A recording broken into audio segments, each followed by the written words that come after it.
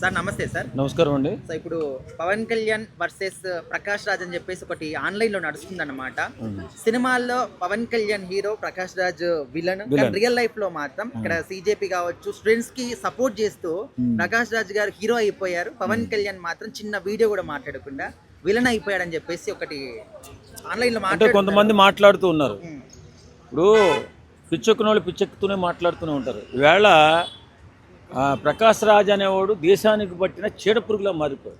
ఎందుకంటే స్టూడెంట్స్ పక్షాన్ని నిలబట్ల దేశాన్ని ఎవరైతే నాశనం చేయాలనుకుంటున్నారో, దేశ ప్రతిష్టను ఎవరైతే దెబ్బ కొట్టాలనుకుంటున్నారో, దేశాన్ని అస్థిరతపరచాలని ఎవరైతే చూస్తున్నారో వాళ్ళ పక్షాన్ని నిలబడ్డారు.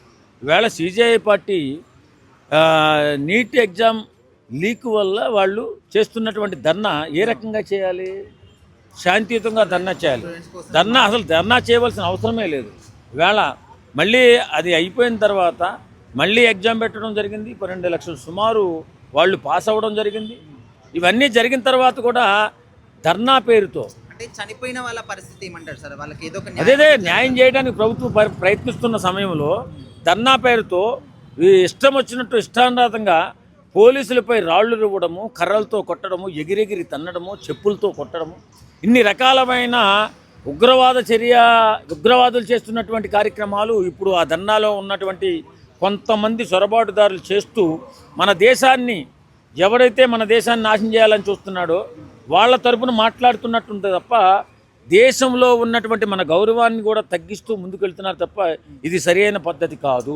సార్ చాలా మంది ఏమంటున్నారంటే ఆయన నెగిటివ్ షేడ్స్ మాత్రమే మీరు చూస్తున్నారు కానీ స్టూడెంట్స్ కోసం ఎంత కష్టపడుతున్నాడు, వాళ్ళ కోసం ఎంత స్ట్రాంగ్ గా నిలబడుతున్నారు అది మాత్రం చూడట్లేదు అని చెప్పేసి. ఇప్పుడు ఆయన ఎన్నో వందల కోట్ల రూపాయలు సంపాదించాడు, జనాలకు ఏం సాయం చేశాడండి? అంత మానవతావాది అయితే, ఆ రకంగా ప్రజల పట్ల మమకారం ఉన్న వ్యక్తి అయితే ముందు నుంచి సాయం చేస్తూ ఉండాలి కదా. కాదు, మన దేశ గౌరవాన్ని, మన దేశ ప్రతిష్టని దెబ్బతీసేటటువంటి కొంతమంది మూర్ఖులు, నికృష్టులు, దరిద్రులతో కలిపి మన దేశాన్ని నాశనం చేయాలని ప్రయత్నం చేస్తున్నటువంటి ఓ చీడపురుగులా ప్రకాష్ రాజ్ మారిపోయాడు. కాబట్టి ఇవాళ వాళ్ళకి సపోర్ట్ చేస్తున్నాడు. మీరు చేయండి, ఎవరొద్దన్నాడు? శాంతియుతంగా ధర్నా చేస్తే 20 రోజులని ధర్నా చేస్తున్నారు. ఎవరైనా ఒక్క పోలీస్ అయినా వచ్చి మీ దగ్గరికి వచ్చి అన్న కొట్టాడా మిమ్మల్ని? లేదు కదా. మీరు కావాలని రెచ్చగొట్టి పెద్ద పెద్ద రాళ్లతో కొడుతుంటే 120 మంది 130 మంది పోలీసులు హాస్పిటల్లో ఉన్నారండి. దీన్ని ధర్నా అంటారా? దీన్ని నిరసన అంటారా? విద్యార్థులు కూడా చాలా మంది కాలు చేతులు ఇరిగిపోయి వాళ్ళు కూడా హాస్పిటల్. మరి పోలీసు తగలపోతే వెళ్ళి విద్యార్థి తగులుతుంది. మనం విసిరిన రాయి మనకే తగులుతుంది. కాబట్టి జాగ్రత్తగా మనము మన దేశ గౌరవాన్ని దృష్టిలో పెట్టుకుని చేయవలసిన ర్యాలీ మన దేశాన్ని నాశనం చేయాలనే ఆలోచనతో వెళ్ళిపోయింది. కాబట్టి ఈవేళ ప్రకాష్ రాజ్ లాంటి వాడిని చీడపురుగు అనవలసి వస్తుంది. అంటే సార్ ఇప్పుడు ఆయన ఏదో ఒకటి కనీసం అంటే ఆయన స్వార్థం ఉందో ఏందో కానీ కనీసం నిలబడుతున్నాడు కానీ ఈయన కనీసం ఒక్క మాట కూడా మాట్లాడలేదు. పవన్ కళ్యాణ్ ఎందుకు స్పందించట్లేదు? యువత అంటే నాకు ప్రాణం అని చెప్తా ఉంటాడు కదా, ఆయన ఎందుకు స్పందించట్లేదు? వాస్తవంగా ఆయనకు అనారోగ్యం వల్ల ఇంట్లోనే ఉన్నాడు. ఎలాంటి కార్యక్రమాలు కూడా ఇప్పుడు ఇన్ని రకాల కార్యక్రమాలు జరుగుతున్నాయి బయట, తెలుగుదేశం వాళ్ళు చేస్తున్నారు, ఏం రావట్లేదు కదా. కాబట్టి అక్కడ జరుగుతున్నటువంటిది నిశ్చితంగా పరిశీలిస్తున్నాడేమో. అంటే బయటికి రాకపోయినప్పటికీ ఇంట్లో నుంచి ఫోన్ ఉంటది, మాట్లాడొచ్చు కదా. అవును, నేను ఏమన్నాను, పెట్టొచ్చు కదా. అవును, మాట్లాడచ్చు, తప్పులేదు. కానీ నేనేమంటానంటే అక్కడ జరుగుతున్న విధ్వంసకాండని చూస్తే ఎవరేపు సపోర్ట్ చేయాలో కూడా మాకే అర్థం కాలే. ముందు రోజు రెండో రోజు కూడా తెలియలే. ఇంత ఘోరంగా మన దేశాన్ని నాశనం చేయాలని ప్రయత్నం చేస్తున్న దుష్టశక్తుల్లో కనపడ్డారు. తర్వాత ఫస్ట్ శాంతియుతంగా చేస్తున్నారనుకున్నాం.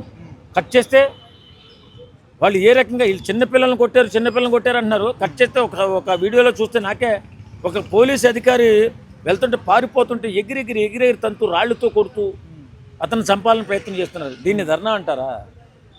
పార్లమెంట్లో దూసుకుపోయి పార్లమెంట్ సెషన్ జరుగుతుండగా లోపలికి వెళ్ళిపోయి దౌర్జన్యం చేయాలనడం దీన్ని ధర్నా అంటారా? 2 రోజుల పాటు మేము ఎంత ప్రొటెస్ట్ చేసినా కూడా మేము స్పందించట్లేదు కాబట్టి మేము ఎందుకు స్పందించలేదు? సంబంధిత అధికారులందరినీ సస్పెండ్ చేశారు కదా, జైల్లో వేసేవాళ్ళని జైల్లో వేశారు కదా, మళ్ళీ నీటి పరీక్ష పెట్టారు కదా, 12 లక్షల మంది సుమారు పాస్ అయ్యారు కదా. కళ్ళు కనపట్టలేదా మాట్లాడే వాళ్ళకి?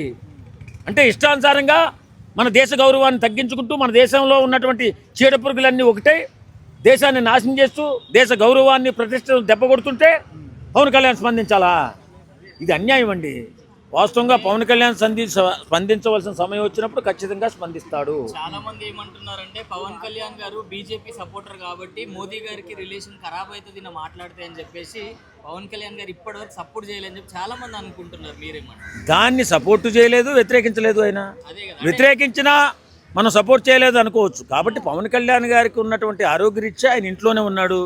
ఏ సందర్భంలో ప్రభుత్వ కార్యక్రమాల్లో కూడా పాలు పంచుకుంటలేదు. ఆయన ఆరోగ్యం స్టడీ అయిన తర్వాత ఆయన బయటకు వస్తాడు. ఎక్కడో ఏదో దన్నా అయింది, పోలీసులను కొట్టారు, లేకపోతే వాళ్ళని నీళ్ళు కొట్టారు, వీళ్ళని నాళ్ళు కొట్టారని చెప్పి ఈయన వచ్చి స్పందించేస్తే సరిపోతుందా? పవన్ కళ్యాణ్ బడి ఏడుస్తున్నటువంటి వాళ్ళందరికీ చెప్తున్నా, పవన్ కళ్యాణ్ ఎప్పుడూ కూడా నిజాయితీ వైపే నిలబడతాడు, యువత వైపే నిలబడతాడు. అందరి క్షేమం, అందరి సంక్షేమం కావాలని కోరుకునేవాడు. ఈవేళ దేశంలోనే నెంబర్ 1 నాయకుడు ఎవరైనా ఉన్నాడంటే అది పవన్ కళ్యాణ్. అంతే తప్ప పవన్ కళ్యాణ్ని కావాలని వీళ్ళు పవన్ కళ్యాణ్ తక్కువ చేసి మాట్లాడాలని మాట్లాడతారు తప్ప పవన్ కళ్యాణ్ ఎప్పుడు కూడా ప్రజల పక్షాన్నే నిలబడతాడు, పేదల పక్షాన్నే నిలబడతాడు, యువత పక్షాన్నే నిలబడతాడు.